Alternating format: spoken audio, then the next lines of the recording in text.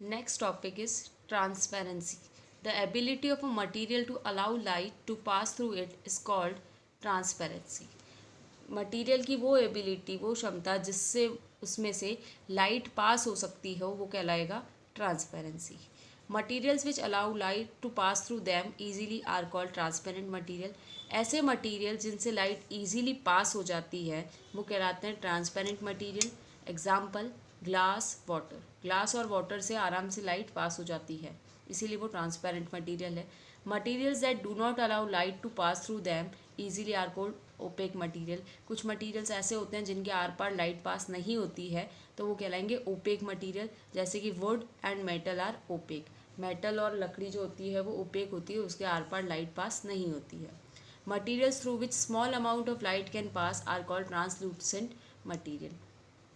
ऐसे मटीरियल जिनके से लाइट थोड़ी अमाउंट में ही पास होती है वो कहलाएंगे ट्रांसलूसेंट मटीरियल. इसके एग्जांपल दे रखे हैं बटर पेपर और फ्रॉस्टेड ग्लास. फ्रॉस्टेड ग्लास जो आपने देखा होगा खिड़की दरवाजों पे कई बार एक ग्लास लगे होते हैं जो थोड़े धुंधले से होते हैं, उनको बोलते हैं फ्रॉस्टेड ग्लास. तो ट्रांसपेरेंसी के बेसिस पे मटेरियल तीन टाइप के होते हैं, ट्रांसपेरेंट, ओपेक और ट्रांसलूसेंट. जिससे बिल्कुल भी लाइट पास नहीं होती है वो होते हैं ओपेक. जिससे थोड़ी बहुत लाइट पास होती है वो होते हैं ट्रांसलूसेंट. और जिसके आर पार पूरा हमें क्लियर दिखता है, जिससे सारी लाइट पास हो जाती है, वो कहलाता है ट्रांसपेरेंट.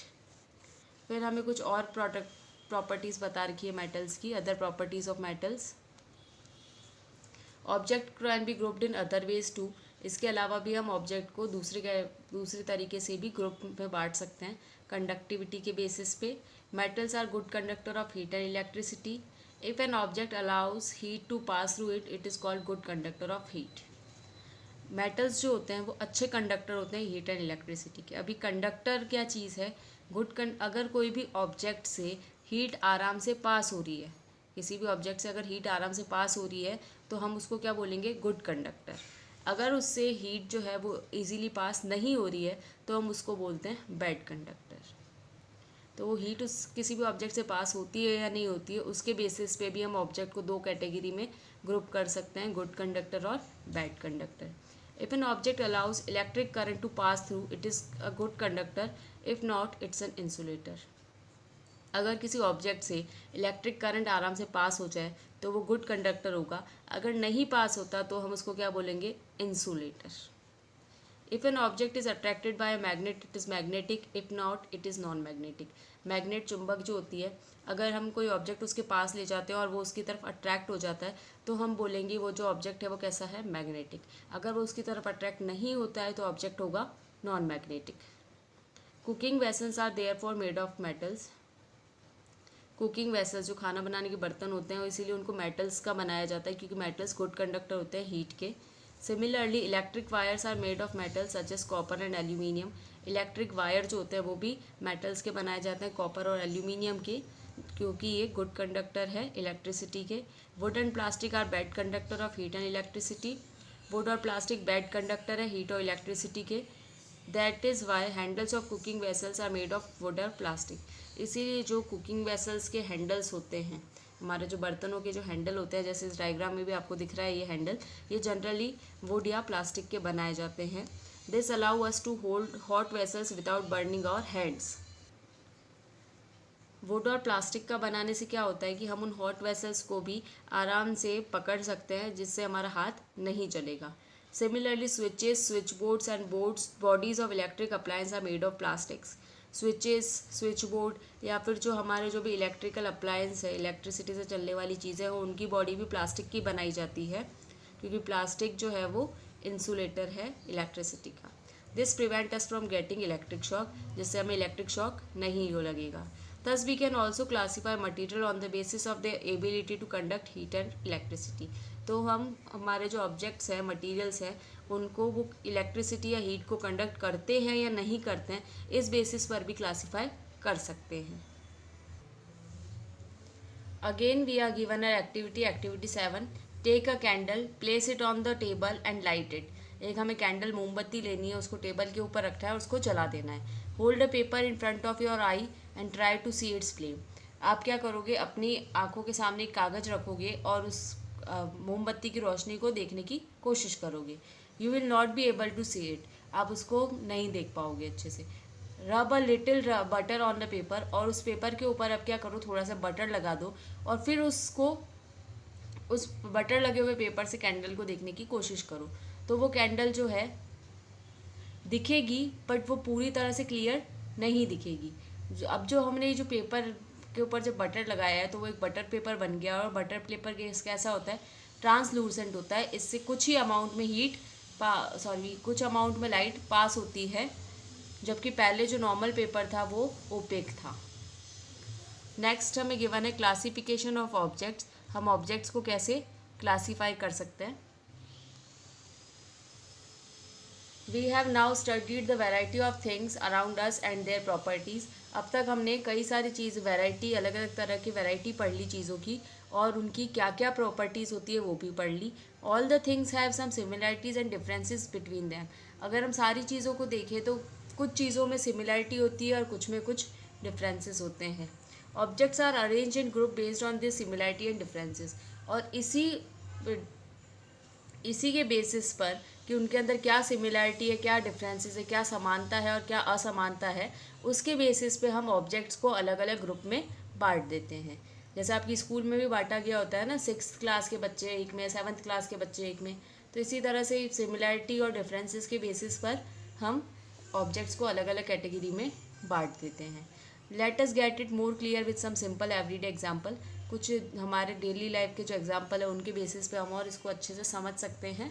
सबसे पहला है, things are arranged in different rooms in our house according to their utility. Utility मतलब उनका क्या इस्तेमाल है, क्या यूज़ है।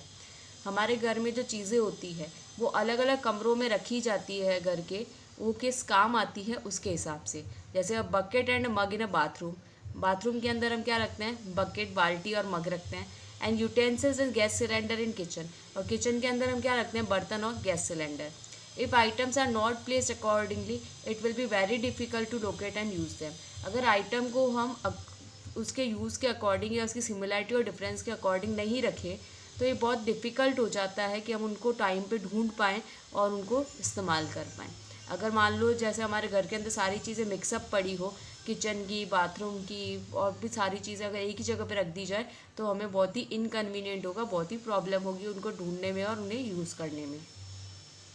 अ grocer arrange food grains in one shelf, sugar, tea and spices in different racks, soaps and detergent in another one. Grocer जो किराने की दुकान पे आप जब जाते हो तो उसने क्या कर रखा होता है, एक शेल्फ के अंदर तो फूड ग्रेन्स रखे होते हैं, अनाज रखा होता है, शुगर अलग रखी होती है, चाय पत्ती अलग रखी होती है, मसाले अलग रखे हुए होते हैं अलग अलग रैक में, सोप और डिटर्जेंट दूसरे एक रैक में अलग से रखे हुए होते हैं। वो ऐसा क्यों करता है, ताकि he can quickly find and hand over the required things to the customer, ताकि वो ईजिली उन चीज़ों को अच्छे से फटाफट से ढूंढ ले और कस्टमर को जल्दी से दे दे, जो कस्टमर को जो चीज़ चाहिए उसे वो जल्दी से दे दे।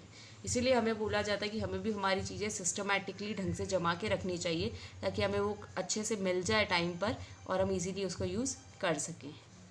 The process of sorting and grouping things according to the similarity and differences between them is called classification.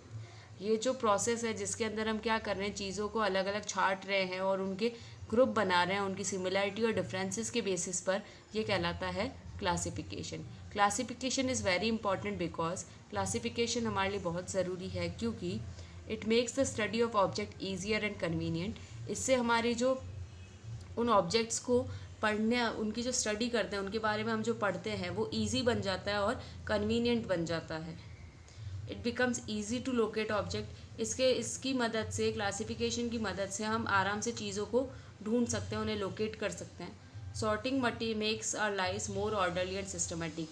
इस तरह से चीज़ों को अलग अलग उनकी कैरेक्टरिस्टिक्स के बेसिस पर अलग अलग ग्रुप में बांट देने से हमारी लाइफ जो है वो सिस्टमेटिक और एक ऑर्डर में हो जाती है। Now we are done with this chapter. Read this chapter twice. अब हम इसकी एक्सरसाइज करेंगे। Question number 1, choose the correct option.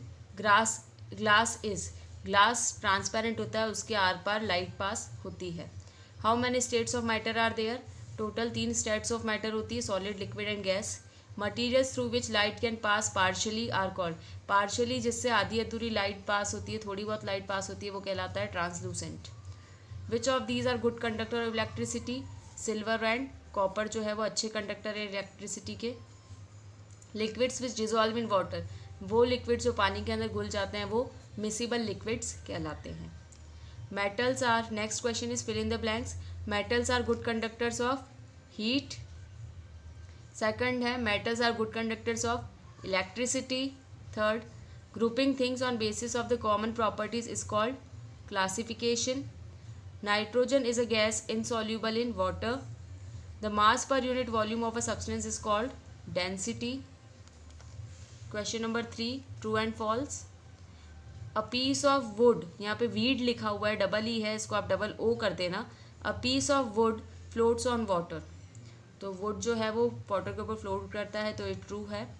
Oil mixes with water, oil पानी के साथ मिक्स नहीं होता है, तो ये फॉल्स होगा।